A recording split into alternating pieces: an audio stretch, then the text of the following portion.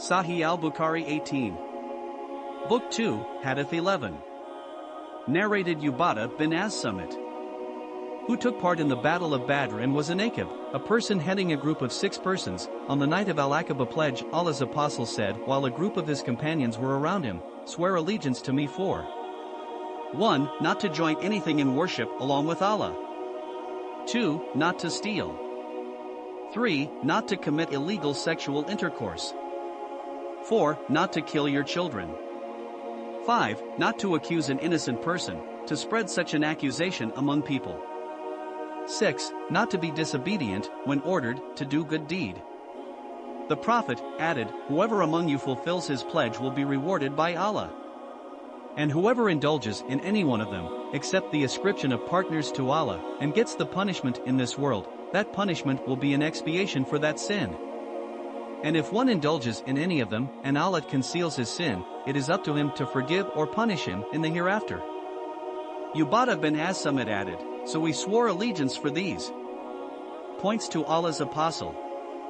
Before the arrival of Islam and final messenger of Allah Almighty, people used to perform such heinous acts as stealing, raping the women, killing women and children and elders and cattle. Allah as always forbade people to perform such heinous acts. Even Bani Israel was told not to perform these actions, and every messenger of Allah has always followed the rules said in this hadith. This the reason that Islam had to instate the final words by Allah Almighty, since people were still going against these actions. The main reason for these acts are forbidden is that they have no certain impact on the battle/war, and Muslims should only fight for Allah Almighty and none else, even the land which we live in. If we see that the religion of Allah is being sullied, then yes, you may take action with proper authorities, but if there is nothing going on and the non-believers are not threatening you, then we should abide by the rules of Allah Almighty and Hazrat Muhammad sallallahu alaihi wasallam. Even during the battle, if your enemy says they surrender, then stop hitting them, as only Allah knows what's in their hearts. We can never know, so if they say the words that they give up, then refrain from further harming them or their kin and kettle and families." Sahih al-Bukhari 19. Book 2, Hadith 12.